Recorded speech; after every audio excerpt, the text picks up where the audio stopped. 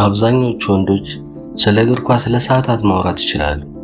ተጫዋቾችን፣ ቡድኖችንና ቁጥሮችን በመጥቀስ ለትዳራቸው ወይም ለሕይወታቸው የማይከራከሩትን ያህል በሜዳ ላይ ስለሚሮጡ 22 ሚሊዮነሮች እርስ በርስ ይሻኩታሉ፣ ይጨቃጭቃሉ። አንተ ግን ያንን ጨዋታ የማትከታተል ወንድ ነህ። እናም ምናልባት ደጋግመህ ሰምተው ይሆናል። እንዴት ወንድ ሆነ ኳስ አታይም? እንዴት የዚህ ወይም የዚያ ቡድን ደጋፊ አትሆንም? ግን ወንድሜ ጨዋታውን አለመመልከት ስለ እግር ኳሱ ሳይሆን ስለ አንተ ስነ ልቦናና ስለ ወንድነት ማንነት የሚናገረው እጅግ ጥልቅ ሚስጥር አለ። እግር ኳስ አለማየትህ ስሜተ ቢስ ስለሆንክ ወይም ከሰው ለመለየት ስለምትፈልግ አይደለም። ይልቁንም አእምሮ ምን ላይ ትኩረት እንዳደረገና እንደ እውነተኛ ወንድ ምን ዋጋ እንደሚሰጥህ የሚያሳይ ትልቅ ማረጋገጫ ነው። የስነ ልቦና ባለሙያዎች ማህበረሰቡ ሙሉ ደስታ የሚያገኝበት ነገር ላይ የአንተ አእምሮ ምንም አይነት ምላሽ ሳይሰጥ ሲቀር የእሴት መለያየት ይሉታል። ይህ አመጽ አይደለም፣ ራስን ማወቅ ነው። ዛሬ እግር ኳስ የማይመለከቱ ወንዶች የሚመደቡባቸውን 4 አመለካከቶች እናያለን። አራተኛውና የመጨረሻው ስለ ራስህ የምታውቀው እውነት ያስደምማል። እስከ መጨረሻው ተከታተለኝ። የመጀመሪያው አይነት በራሱ ላይ ያተኮረው ሐሳቢ። እነዚህ ወንዶች ስፖርቱን አይጠሉትም፣ ነገር ግን ሌሎች ሰዎች የሚያዩትን ያንን የውሸት ስሜት በውስጣቸው ማስተናገድ አይችሉም። አእምሯቸው በሌሎች ስኬት ውስጥ ተካፋይ ሆነው የመደሰትን ስሜት እንዲፈጥር ተደርጎ አልተቀረጸም። በቀላል አማርኛ እነሱ የደስታ ሆርሞን ወይም ዶፓሚን የሚያገኙት ከራሳቸው እድገት፣ ከራሳቸው የገንዘብ ፎርሙላና ከራሳቸው ስኬት እንጂ የሌላውን በመመልከት አይደለም። ስለዚህ ሙሉ ከተማ በአንድ ጎል ምክንያት ሲጮህና ሲጨፍር ይህ ወንድ ብቻውን የሚያስበው አንድ ነገር ነው። እኔ ጨርሼ ለማላውቃቸውና ስለ መኖሬ ለማያውቁ ሰዎች ለምን ጉልበቴና ጊዜን እሰጣለሁ? በስነ ልቦና እይታ እነዚህ ወንዶች ከማህበረሰቡ እውቅናን የማግኘት ፍላጎታቸው እጅግ ዝቅተኛ ነው። በራስ የመወሰንና የመምራት ብቃታቸው ደግሞ ማማ ላይ ነው። በማህበራዊ የጋራ ስሜቶች ውስጥ ገብተው ተቀባይነትን አይፈልጉም። ትርጉም የሚያገኙት ራስን በማሻሻል ውስጥ ስለሆነ ይህ ባህሪያቸው ለብዙ ሰዎች ቀዝቃዛ ወይም ኩሩ አድርጎ ሊያሳያቸው ይችላል። ነገር ግን በተጨባጭ ሌሎች ሲያሸንፉ በማየት ምንም አይነት የግል ጥቅም የማይታያቸው የራሳቸውን መንግስት የሚገነቡ ነፃ ሐሳቢዎች ናቸው። ቆም በልና አስበው። አንተስ ጊዜን የምታጠፋው የሌሎችን ሰዎች ስኬት በመመልከት ነው ወይስ የራስህን ህልም በመገንባት? ሁለተኛው አይነት ወንድ ደግሞ ከዚህ የበለጠ የተደረሰበትን ምስጢር ይነግረናል። አይነት 2 ተስፋ የቆረጠው ታዛቢ። ይህ አይነቱ ወንድ ተስፋ የቆረጠው ታዛቢ ይባላል።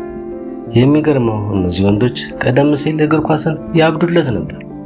እያንዳንዱን ጨዋታ በደምና በአጥንታቸው ይከታተሉት ነበር።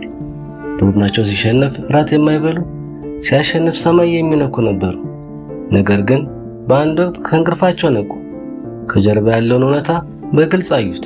ያንን ሁሉ በቢሊዮን የሚቆጠር የገንዘብ ዝውውር፣ የኮርፖሬት ማስታወቂያዎችን እናም አድናቂዎቻቸው በረሃብና በችግር እየሞቱ ማሊያቸውን ገዝተው ስማቸውን ለሚጠሩላቸው ተጫዋቾች የሚሰጠውን ከልክ ያለፈ አምልኮ አስተዋሉ።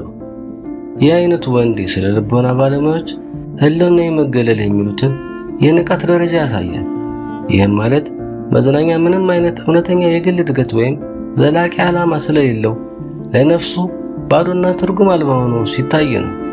እነሱ መጮህና መጨፈር የራሳቸውን የህይወት ችግር እንደማይፈታውና የራሳቸውን ባዶነት እንደማይሞላው ተገንዝበዋል። ስለዚህ ራሳቸውን ከእግር ኳስ ያገለሉት በትዕቢት ወይም ሰውን በመናቅ ሳይሆን በንቃት ነው። ጨዋታውን አይንቁትም፣ ነገር ግን ጨዋታው ከህይወት እውነታ በላይ እንዳለው ተደርገው የሚወሰደውን ማህበራዊ ቅዠት በቃኝ ብለው ውድቅ አድርገውታል። ብዙዎች እግር ኳስ የማያዩ ወንዶችን ድብርታም ወይም ስሜት የሌላቸው ይሏቸዋል። ነገር ግን ቀጥሎ የምናየው የእነዚህን ወንዶች ስሜትና ጉጉት ምን ያህል ክቡርና ጥልቅ በሆነ ሌላ ዓለም ውስጥ እንዳለ ነው። አይነት 3 ትኩረቱን የለወጠው አእምሮ። ሶስተኛው አይነት ትኩረቱን የለወጠው አእምሮ ይባላል። ይህ አይነቱ ወንድ እግር ኳስን በጭራሽ አይጠላም፣ በቀላሉ አያስፈልገውም ብቻ። ምክንያቱም የእሱ ጉጉት፣ ፍላጎትና ከፍተኛ ስሜት ወደ ሌላ ትልቅ ቦታ ዞሯል። ወደ መኪናዎች ኢንጂነሪንግ፣ ወደ ኮምፒውተር ጨዋታዎች ስትራቴጂ፣ ወደ ጥልቅ ሙዚቃዎች፣ ወደ ፍልስፍና መጻሕፍት ወይም ከሳር ላይ ኳስ ይልቅ አእምሮን የማወቅ ጉጉት ወደሚያነሳሳ ማንኛውም ፈጠራ ነገር። ለነሱ ጉዳዩ እኔ ለይቼ ልታይ አይደለም። አእምሯቸውና የደስታ ስርዓታቸው የሚሰራበት መንገድ የተለየ ስለሆነ ነው። በስነ ልቦናዊ አነጋገር እነዚህ ወንዶች የተለያዩ የማነቃቂያ ዘይቤዎች አሏቸው። አእምሯቸው ደስታን የሚያገኘው ራሳቸው በቀጥታ መሳተፍ፣ መተንተን ወይም የታሪክ ስሜትን በውስጣቸው ማጣጣም በሚችሉባቸው የፈጠራ ስራዎች ላይ ነው። እግር ኳስ ለነሱ በየሳምንቱ የሚደጋገምና ውጤቱ አስቀድሞ የሚገመት አሰልቺ ድራማ ይመስላቸዋል። በአንጻሩ አዳዲስ የቴክኖሎጂ ፈጠራ፣ ጥሩ ሲኒማቲክ ፊልም ወይም የራሳቸውን ቢዝነስ መገንባት ለአእምሯቸው አዲስነትን፣ ክህሎትንና እውነተኛ ግንኙነትን በአንድ ላይ ይሰጣቸዋል። ስሜት የላቸውም አይደለም፣ ስሜታቸውን ሕያው ወደሚመስላቸውና ወደሚገነቡት ዓለም አዙረውታል እንጂ። አሁን ደግሞ የመጨረሻውና እጅግ አስገራሚው እውነተኛውና ተግባራዊ ወንድ። ይህ ወንድ ምንም አይነት ማሳመሪያ ሳይጨምር እውነቱን ፊት ለፊት እንዲህ ይላል። እኔ በራሴ ሕይወት በገንዘብ ተቸግሬ ስራ ፈትቼና ሕይወቴን ወደሚቀጥለው ምዕራፍ ለማሻገር እየታገልኩ ባለሁበት ሰዓት ሚሊዮነሮች ሜዳ ላይ ኳስ ሲያገላብጡ ለማየት ለምን 90 ደቂቃዬን አጠፋለሁ? እነሱ የራሳቸውን ህልም በደስታ ሲኖሩ ማየት እኔ የራሴን ህልም እንዳልኖርኩ በማስታወስ የባሰ ስሜት እንዲሰማኝ ያደርገኛል። ይህ ወንድ ስፖርቱን አይጠላም። በቀላሉ እውነታውን በራሱ ላይ እየተናገረ ነው።